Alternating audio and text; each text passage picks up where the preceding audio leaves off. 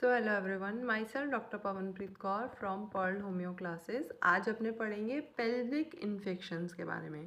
Pelvic infection में भी tuberculosis, गार्डेनेला, मोनिलियसिस, candidiasis, इनसे रिलेटेड हमेशा AIPJET एंड UPSC एग्जाम्स में क्वेश्चंस आते ही रहते हैं।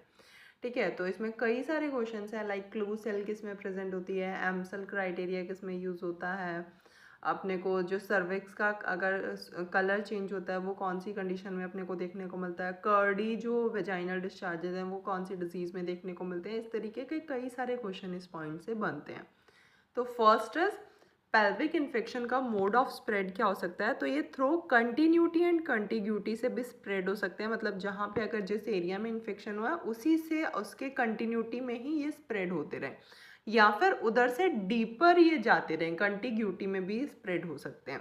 मोस्ट कॉमनली जो स्प्रेड है कंटिन्यूटी एंड कंटिग्यूटी में देखने को मिलता है, गोनोकोकल का स्प्रेड देखने को मिलता है।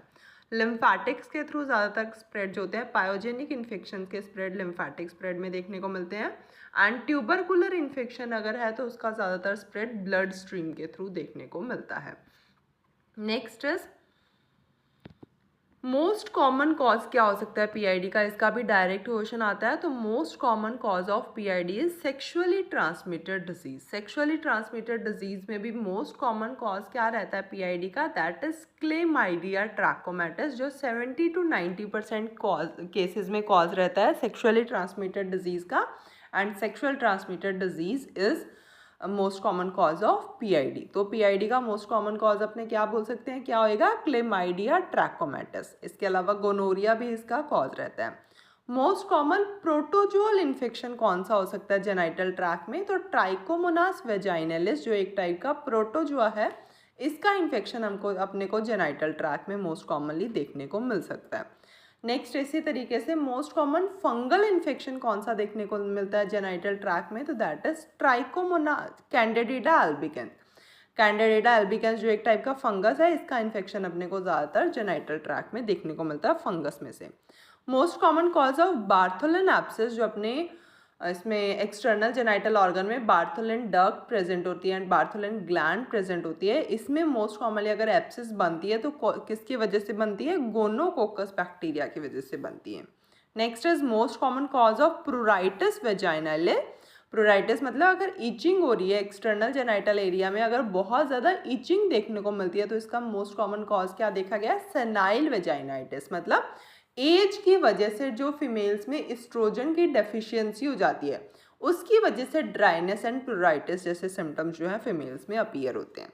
Next is vaginalis trichomoniasis is the most common important cause of vaginitis in child bearing period. इसका इस तरीके से भी ऐसे क्वेश्चन आया था एक बार। Most common protozoal infection genital tract का ट्राइकोमोनास वेजाइनलिस ही है। इसकी वजह से वेजाइनलिस ट्राइकोमोनियसिस जो होता है ये मोस्ट इंपॉर्टेंट कॉज है, कब, चाइल्ड बियरिंग एज में इसका इन्फेक्शन जो है वो सबसे ज़्यादा देखने को मिलता है पेल्विक एरियाज में। नेक्स्ट अपने पढ़ेंगे सैल्पिंजाइटिस। अगर हमारी फैलोपियन ट्यूब में कोई इन्फेक्शन या फिर इन्फ्लामेशन हो गया है तो उसके क्या क्या कॉजेज हो सकते हैं, तो पायोजेनिक इन्फेक्शन भी हो सकता है या फिर गोनोकोकल इन्फेक्शन भी हो सकता है फैलोपियन ट्यूब में।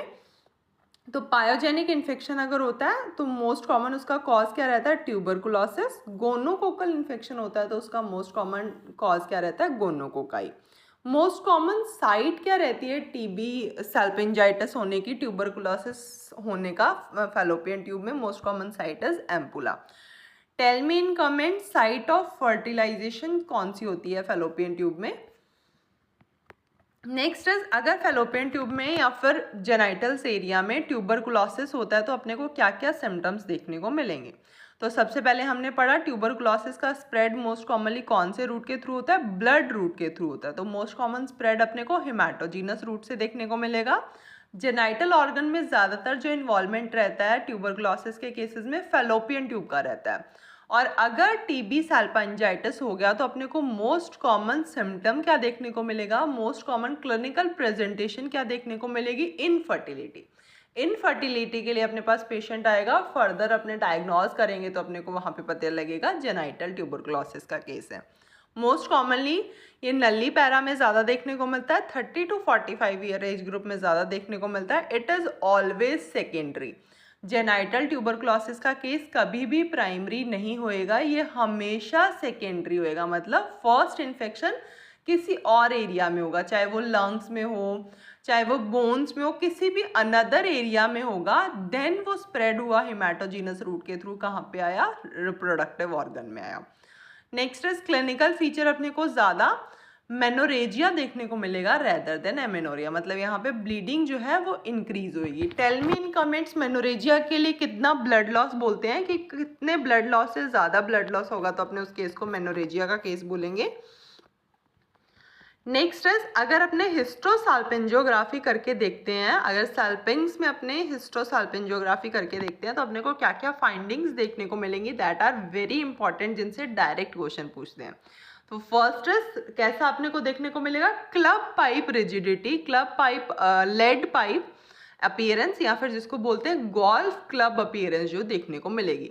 नेक्स्ट इज फेलोपियन ट्यूब की टोबैको पाउच अपीयरेंस देखने को मिलेगी। Uterus Honey comb uterus develop हो जाता है, प्लस साल्पिंजाइटिस इस्थीमिका नोडोसा, जिसमें क्या होता है फेलोपियन ट्यूब पे छोटी छोटी बडिंग अपीयर हो जाती हैं, जिसकी वजह से जब अपने कोई फिलिंग वाला चीज़ एक्सपेरिमेंट वहाँ पे टेस्ट करके देखते हैं तो अपने को स्मॉल एरिया में गैप, देन फिर वहाँ पे डायलिटेशन अल्टरनेट में देखने को मिलते हैं।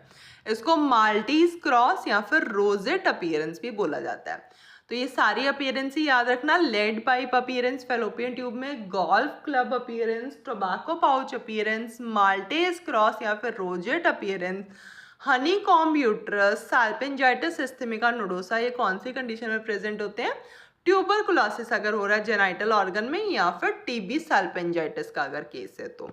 नेक्स्ट इज वेजाइनाइटिस से भी इंपॉर्टेंट क्वेश्चन बनते हैं। वेजाइनल इन्फेक्शन, वेजाइनाइटिस में कई सारे केसेस हो सकते हैं। सबसे पहले अगर अपने चाइल्डहुड में देखें, चाइल्डहुड के टाइम पे मोस्ट कॉमन कॉज क्या रहता है वल्वो वेजाइनाइटिस का, तो first most common cause during childhood is Ascaris, या फिर किसी वॉर्म का अगर इन्फेस्टेशन होता है तो। Second most common cause of Volvo vaginitis in childhood is gonococcal infection. Next is अगर एडल्ट में, एडल्ट फीमेल में इन्फेक्शन हो रहा है, कोई फंगल इन्फेक्शन हो रहा है, वेजाइनाइटिस हो रहा है किसी फंगल इन्फेक्शन की वजह से, तो अपने को क्या क्या फीचर्स देखने को मिलेंगे। तो फंगल में मोस्ट कॉमनली कौन सा इन्फेक्शन देखने को मिलता है, कैंडिडेटा का। तो कैंडिडेटा एल्बिकेंस की वजह से अगर वल्वो वेजाइनाइटिस हो रहा है तो अपने को क्या क्या इंपॉर्टेंट फीचर्स देखने को मिलेंगे। तो सबसे पहले कैंडिडेटा जो है वो एसिड मीडियम में ग्रो करता है, विद वहाँ पे अबंडेंट सप्लाई होनी चाहिए कार्बोहाइड्रेट की। अगर वेजाइना में एसिडिक मीडियम इंक्रीज हो जाता है, अगर मोर एसिडिक हो जाती है वेजाइना, जो जनरली एसिडिक ही रहती है। अच्छा, वेजाइना के अपने कोई सिक्रीशंस नहीं होते हैं, वेजाइना में जितने भी सिक्रीशंस होते हैं वो सर्विक्स से आते हैं। सर्विक्स के सारे सिक्रीशन अल्केलाइन होते हैं।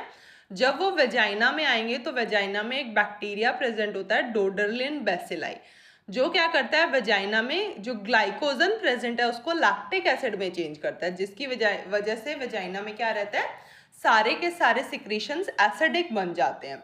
डोडरलिन बेसिलाई कौन से हार्मोन से ज़्यादा एक्टिव होता है, तो इसका इफेक्ट पड़ता है इस पर एस्ट्रोजन का।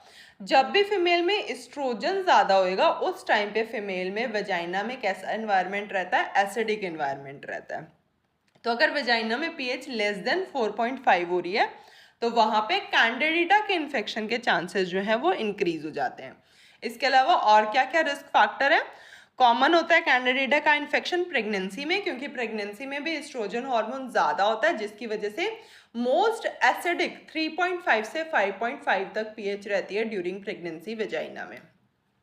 नेक्स्ट इज ओसीपी, अगर पिल्स का फीमेल यूज़ करती है, सिस्टमिक कोई स्टेरॉइड का यूज़ कर रही है, एंटीबायोटिक का, थायराइड या एंटी पैराथायरॉइड ड्रग्स का अगर यूज़ कर रही है, ड्यूरिंग डायबिटीज़ के केसेस में तो वैसे ही सारे के सारे इन्फेक्शन जो है फंगल इन्फेक्शन इंक्रीज हो जाते हैं।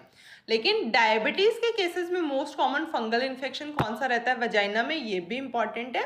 तो तब भी कैंडिडेटा का इन्फेक्शन ही ज़्यादा कॉमन है, लेकिन मोस्ट ऑफ क्वेश्चंस में कैंडिडेटा वहाँ पे ऑप्शंस में नहीं अवेलेबल होता है। जैसे कि जो ये यूपीएससी 2023 में भी क्वेश्चन आया था कि ड्यूरिंग डायबिटीज़ कौन सी किस वजह से फीमेल्स में वेजाइनाइटिस हो सकता है, तो वहाँ पे बैक्टीरिया था, लाइक ये ट्राइकोमोनास था, एंड कैंडिडिडा अल्बिकेंस ऑप्शंस में नहीं था, मोनिलिएसिस ऑप्शंस में था।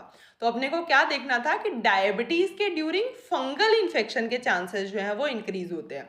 तो उन चारों ऑप्शन में से जो भी फंगल इन्फेक्शन वहाँ पे था ऑप्शन में, वो चूज़ करना था, एंड उस क्वेश्चन में मोनिलिएसिस जो था ऑप्शन में। ठीक है, तो ये इन बेसिक याद रखना कि डायबिटीज़ के केसेस में फंगल इन्फेक्शन के चांसेस जो है इंक्रीज होते हैं। अब जो भी फंगस वहाँ पे दिया हो, अगर कैंडिडिडा दिया तो वही टिक करना, अगर उसके अलावा वरना किसी और फंगल इन्फेक्शन के लिए जा सकते हो। नेक्स्ट है कैंडिडियल के लिए HIV भी रिस्क फैक्टर जो है रहता है। नेक्स्ट, अगर कैंडिडिडा की वजह से वल्वोवेजाइनाइटिस होता है फंगल इन्फेक्शन की वजह से, तो एक तो pH अपने को लेस देन 4.5 रहेगी, प्लस जो डिस्चार्जेस रहेंगे वो कैसे रहेंगे, थिक कर्डी वाइट डिस्चार्जेस रहेंगे, बहुत ज़्यादा एक्सट्रीम ईचिंग देखने को मिलेगी, प्लस वाइट पैचेस या फिर चीज़ी मटेरियल जो है वजाइना से जमा रहेगा। जैसे कई बार जो ऐसे अपने एंटीमोनियम क्रूडम की टंग पड़ते हैं ना, थिक वाइट कोटी पेस्टेड जो टंग होती है, तो उसमें भी क्या रहता है, उसमें उसके टंग पे फंगल इन्फेक्शन हो जाता है।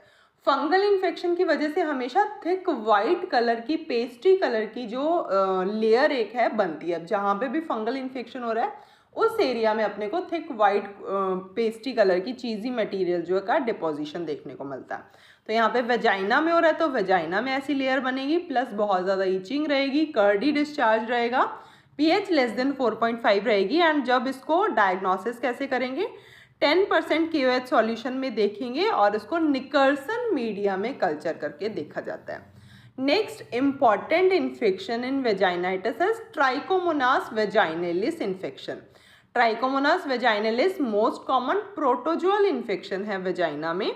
इसमें पेल्विक इन्फेक्शंस में मोस्ट कॉमन प्रोटोजोअल इन्फेक्शन, ये पियर शेप्ड का होता है प्रोटोजो एंड फ्लैजिलेट होता है।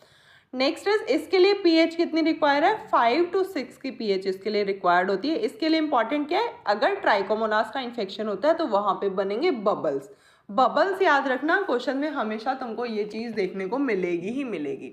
वहाँ पे एक क्लिनिकल सिनेरियो देते हैं एंड पूछते हैं कि यहाँ पे कौन से टाइप का इन्फेक्शन दिया होगा, कि कौन सा इन्फेक्शन हुआ होगा। तो कैंडिडेटा है तो कर्डी डिस्चार्जेस रहेंगे, ट्राइकोमोनास है तो बबल्स रहेंगे, ग्रीन फ्रॉथी कॉपियस डिस्चार्ज रहेगा plus bubbles, foul odour and pruritus रहेगा, उसके साथ साथ में dryness and increase frequency of urination.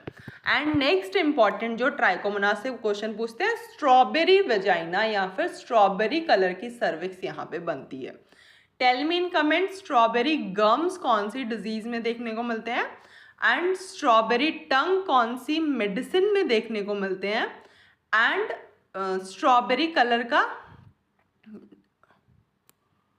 Next is strawberry gall bladder कौन सी डिजीज में देखने को मिलता है। ये तीन चीज़ें बताना, स्ट्रॉबेरी सर्विक्स या फिर स्ट्रॉबेरी वेजाइना तो ट्राइकोमोनास में है, स्ट्रॉबेरी टंग कौन सी डिजीज में है, स्ट्रॉबेरी गम्स कौन सी डिजीज में, एंड स्ट्रॉबेरी कलर का गॉल ब्लैडर कौन सी डिजीज में देखने को मिलता है।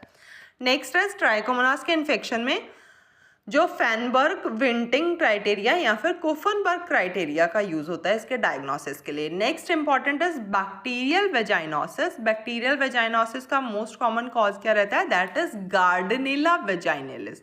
गार्डनेला वेजाइनलिस अगर होगा, अगर कोई भी बैक्टीरियल इन्फेक्शन होगा तो वहाँ पे बहुत ही अपने को प्रूराइटिस देखने को मिलेगा। प्रूराइटिस क्या, ऑफेंसिवनेस ज़्यादा देखने को मिलेगी। तो वहाँ पे अपने को कैसा ऑर्डर देखने को मिलता है, फिशी मस्टी ऑर्डर। तो बैक्टीरियल वेजाइनोसिस के लिए तीन चीज़ें याद रखनी है, one is fishy musty odour, second is Amsel criteria and third is clue cells में देखने को मिलती हैं। तो first is fishy musty odour रहेगा, एम्सल क्राइटेरिया डायग्नोसिस के लिए यूज करते हैं किसके, गार्डनेला वेजाइनलिस या फिर जिसको अपने बैक्टीरियल वेजाइनलिस बोल सकते हैं। इसमें तीन क्लिनिकल अबनॉर्मलिटीज देखने को मिलती हैं, increase white homogeneous vaginal discharge रहेगा, वेजाइना की pH मोर देन 4.5 ही रहेगी, लेस देन 4.5 सिर्फ और सिर्फ किसी फंगस को ग्रो होने के लिए चाहिए, plus fishy musty order secretions रहेंगे जिसको KOH सॉल्यूशन के साथ जब अपने मिक्स करेंगे वेजाइनल डिस्चार्जेस को तब अपने को ये स्मेल जो है वो और ज़्यादा इंक्रीज हो जाती है। इस टेस्ट को बोलते हैं विप्स टेस्ट। तो विप्स टेस्ट जो है वो भी किस में पॉजिटिव होता है, गार्डनेला वेजाइनलिस के केसेस में। प्लस इसमें देखने को मिलती है क्लू सेल्स, तो इसमें ये भी क्वेश्चंस में देखने को मिलेगा तुम्हें, क्लू सेल कौन सी डिजीज में पॉजिटिव होती हैं, तो वेजाइनाइटिस, बैक्टीरियल वेजाइनाइटिस के केसेस में, जो कि गार्डनेला वेजाइनलिस के केसेस से ज़्यादातर होता है। Tell me in comments, peg cells जो है वो कौन से डिजीज में देखने को मिलती हैं।